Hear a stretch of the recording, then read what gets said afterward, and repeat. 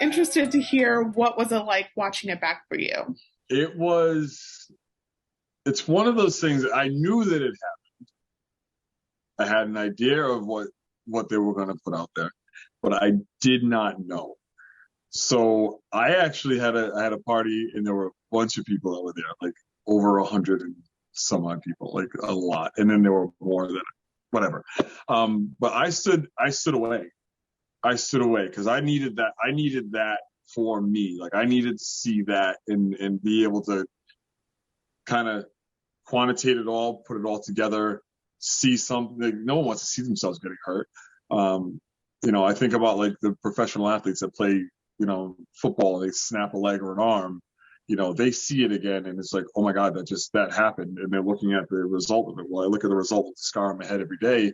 But when I got to seeing that, I was like, like that's tough. That's tough. Yeah. So Jeff said that the medical team was going to continue to monitor you back at camp. What did that entail? They checked on me. They kept asking me questions. The bandage that I had on my head, which looked like a ravioli, they redressed that. I had an IV in my arm. They took that out. They did all the proper things to make sure that A, I was comfortable, and B, that I wasn't sliding too quickly in the wrong direction. Right. So they kept an eye on me the entire time. Just looking at you, I was like, okay, they dressed the wound, but I was like, why couldn't they pour some water on my man's face? He still has blood on his face. No. Listen, I knew that it happened, and I knew there was blood on my face, and I just from like even when I was bringing the block and I put it on the table and I turned around and I looked at Sarah and Sarah looked at me and said, oh, I knew. Now, I also knew that it's going to make for great TV. So I'm happy they didn't take it off. They didn't put water on my face. Like, just let it be. Like, this is reality. It's now on me to be able to go and clean myself off from the whole nine yards. This is what Survivor is all about. Like, they allowed the real thing to happen, and that's what I appreciate the most in regards to that. So I'm happy they didn't wash anything off my face. I even had sand in the back of my head. I don't know if you noticed. No, you were covered. You're covered. So, like, did you remember everything that happened, or did like that memory kind of get foggy after the concussion? Once from the concussion on for a couple of days, things started coming back.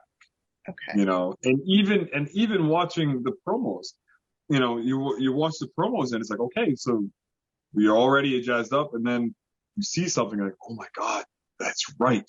Because I didn't recall every single thing. There's probably some pieces that I still do miss, but a lot of it started coming back as my head started getting better. And it took about 3 days for me to kind of get back to, mobile without being dizzy from walking around. Yeah. I think for some people have their own opinions on how the whole situation was handled. My whole thing is like head injury is big, and it's like you never know what's actually going on in there after you knock it like that. So overall, what's the grade you give on how everything was handled? I'll give him a 10 out of 10. I'll give him a 10 out of 10. And the reason why is, if you remember from yesterday's episode, I got to see a good portion of it. I didn't see it all yet because I was at a party. And, my family's going to get together. We're going to watch tonight. And but I said I was perfect. Yeah, so, I noticed that. I rewatched it because at first I was like, is he in a place to say anything? But we hear you clearly. You're like, yeah, I'm good. Yeah, I was good, and my head hurt. It was 7 out of 10. Like, it hurt, but I didn't think, I'm not a doctor. Behind me that's a chart of the ocean and nothing to do with medical degree. But I felt that I was okay, but I knew that I was concussed. But I've never had I had a concussion years and years and years and years ago, which was from boxing. I used to box back in the day. But at that moment in time, I didn't feel like the symptoms were Mhm. that egregious. And then all of a sudden it's like everything just starts slowly coming up and the head starts working and motor skills start going a little wonky and then it's like, okay. So, and then you start freaking out. Got it. But they, like I said, a 10 out of 10 because they could have been like, Bruce, here's a couple Advil. You'll be fine. Do you want to continue? I didn't want to be pulled from the game. Not at all. Yeah. And when they started talking about potential brain bleeds and things like that, Mhm. that's when I was like, it's time. Thank you very much. It's time. And they took me and we went away. All right. On looking to the future on a happier note, it looks like you got an offer to come back. Is there anything you learned of what to do or what not to do just by watching the first episode of season 44? And this could be like what other people were doing, what you did. Mm-hmm. I'll tell you this. First off, let me go back. What we talked about earlier, that's not bad. That's not sad news. That's not bad news. It's a part of my experience, so it's all okay. But for me to go back and say what would I do different in regards to like from seeing this first episode, I would understand that a challenge is not won for the speed of the first part of the challenge. Mhm. Because there were three parts of the challenge. We could have came in last place bringing the blocks back and won overall because that's what one of the tribes did. So, be methodic. I would be more methodic when I go into it and I'll just, maybe wear a helmet. I don't know. Maybe we'll see what happens. Got it. From the first glance of your tribe, did you already have any plans of who you wanted to ally with?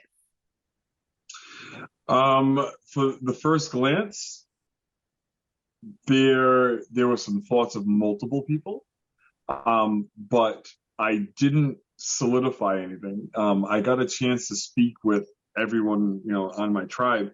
And when I did, it's like, oh my God, this person brings this, and this person brings that, and this person could be a shield. And this is like there are so many things that go around and go in your mind, but the other aspect of it is because I was concussed, I really didn't kind of put that much thought into it. It's kind of the afterthought that I had, once I'm thinking back in regards to my tribe at first glance. Got it. Did you see anyone as a threat? Oh, everybody's a threat. Everyone's a threat. Okay. Okay. Everyone's a threat. It's a good one. Sarah called you a leader and an organizer. Did you see yourself already as taking that position, or were you surprised that was the perspective? No, no. I've been a head coach or I was a head coach of the football team for 11 years. I had my staff helped me a lot, but I was the overall determining factor and they would come to me for that leadership role. When you're coaching kids that, anywhere from 25 kids to 36 kids, like they're all looking to you in the leadership role. So when I went out there, that just kind of naturally took over. Mhm. And, would I change anything about that? No, because that's who I am. If I'm trying, what am I gonna do? Is sit in the back and be like, oh my god, why is he cutting it like that? Like, no, I'm gonna go up and I'm gonna have a conversation, and I think that I know how to word it in a way where it's okay. So you're making the decision, but I'm really kind of steering you towards it. Mm. So as you're having these conversations, we saw you working on the roof of your shelter with the rest of the tribe mates. The rest of your tribe mates found a cage and it needed a key. Did you search for it alone or with anyone else, or were you mostly focused on building the camp? To be honest with you, I was because of my head trauma, Mhm. I wasn't in a space to really think about things outside of don't make it worse. I saw the birdcage. Did I want to rip it open and get into it? Of course, but that one thing that did flash through my mind, that's a beware advantage. That was what was in my mind. It's a beware advantage. There's a lock on it. It's a beware advantage. So you could open that thing up and potentially get caught finding a key or getting it or whatever have you, and then now you shot yourself in the foot. So, yeah, that's kind of where I was with that whole non-thought process, if you will. That makes sense. And speaking of your injury, did it ever go through your mind of like, ooh, I might be like falling to the bottom of the tribe because of my injury? And were you trying to like work around that? Or how are people treating you? Um, my tribe mates were awesome. They Mhm. understood. They knew what the assignment was. The assignment was, Bruce, get back to camp. Don't do anything. Sit down. This thing, my brain doesn't allow me to do that. So I'm helping out in the whole nine yards. And they were absolutely awesome by way of letting me know that everything's all right. But in my mind, weakest link, bottom of the totem pole. So now it's like, you can't just not do stuff. Mhm, mhm. So what was your solution to it? Solution to feeling like I was on the bottom? To like you can't do stuff because I don't want to be the weakest link in the tribe. What was then your solution? Just doing stuff. Doing Doing stuff to my detriment. To my okay. detriment, because I was told not to do anything. It made my symptoms worse. Yeah. Was there anyone around that might have been seen like as not socializing a lot or anything like that that you're like, okay, well, even if I had this injury, I might still have a good a chance because of X is like not vibing. No. Nope. Oh, okay. I tried Tika. Yes. Um, Tika is an amazing tribe. Hmm. And that should be able to sum it all up. We Yeah. were all very, very happy to know each other, happy to meet each other. And that was the core of who we were. It also helps that you guys did not have to go to tribal council, so no one's thinking about it yet. True, true.